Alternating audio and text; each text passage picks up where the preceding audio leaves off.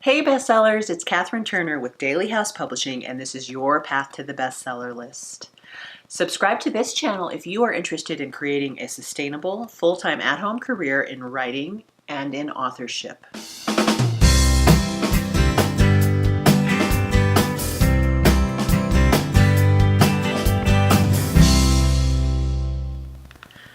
As promised, this week's video is going to focus on the traditional path to publishing. Last week, we talked about the steps to take to self-publish your manuscript. This week, I'm going to explore how to get a publisher to do all of these steps for you. Most of the time, this starts with finding a literary agent. Step 1 and Step 2 are the same, regardless of the path that you choose. You need to finish writing your book, including all of the drafts, that's number 1. And second, you need to recruit beta readers to critique your book. So we covered that last week.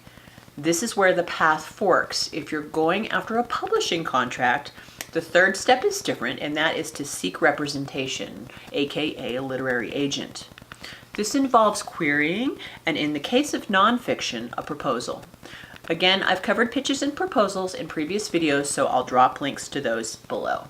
Today, I want to address why you need an agent and how to find the right one. The first reason is connections. Agents are in the business of knowing the right people, specifically the right editors and the right publishers for your books. Agents have specialties, so if you choose the right agent, they'll know if there's a market for your book, they know which publishers will be interested in it, and which editors at these publishing houses will make your work shine. Now, as I've mentioned before, you can hire an excellent editor directly, but the way the editing process works inside a large publisher is different in terms of control and thoroughness, the number of passes the book will go through. This can be for better or for worse. The worst part I'm talking about is that you might lose creative control of your book. Depending on your contract, your publisher could decide to have an editor rewrite your whole story in order to boost sales. Be aware that they can do this. They essentially own your book. This is not a negative for all writers, but if losing control of your story sounds like a nightmare, you need to either select the self-publishing route or make sure that your contract stipulates that you have final say on all revisions. So this leads directly into the next set of skills a good agent will need, and this is contractual and legal expertise. When a publisher or multiple publishers show interest in your book, your agent will facilitate the deal to your specifications. When multiple publishers are interested, well, that's an author's dream come true. It's time to celebrate because that's when bidding wars start.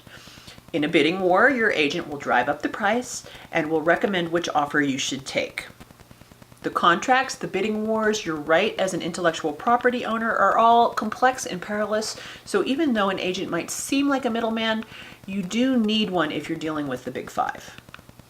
It's important to note that an agent will try to get you the best deal possible. This might sound altruistic, and to a certain extent it is, but agents work on a percentage, so the better deal they get for you is the better deal for them. All this back and forth preparation to market your book and negotiating your contracts means that you and your agent will be working very, very closely together. It's important for your career and your sanity that you choose an agent that you really like and that understands your work. Okay, so I know what you're thinking. It is nearly impossible to find one interested agent, much less picking from several. But what I really mean is that you want to query agents that are suitable to represent your work. Agents have specialties, so who you pitch is important. Okay, so what should you look for? First, as I've mentioned, query agents that specialize in your genre or book category. Look for someone with experience. You are paying for connections, so make sure your agent, or at least the agency they work for, is in deep with the right people. Also make sure that they really love your book. They probably won't ask to represent you if they don't like your book, but you want them to be extremely enthused about what they're selling. Last note, in traditional publishing, agents don't charge for their services up front. If when querying agents, they ask for money to represent you, they aren't legit, move along. Don't confuse what I'm saying with the self-publishing process. If you're publishing direct, you do pay for services as you need them. This includes things like editing, production, and marketing. It's a different path, and you do pay for services when you publish direct. Okay, so how do you find an agent? I start with the Writer's Market, and this is a good place to start. This is the industry guide to professional writing opportunities, and in particular, the Guide to Literary Agents will be the most useful edition of these books. This volume of the Writer's Market lists more than 1,000 agents, what they're looking for, and if they're accepting new clients. Next, look for agents in the media or at conferences. Find videos, articles, or interviews, or even better, if there's a writers' conference in your area where agents are speaking, go to it. You might have the opportunity to pitch in person. Finding agents in the press or at live events gives you the added advantage of getting to know their personalities and their style, and it also gives you a point of introduction. It helps in your pitch letters and in your queries if you can mention how you met. Remember, ideally, you want to like or at least be able to work very well with your agent. Another good method for finding an agent is to ask everyone you know.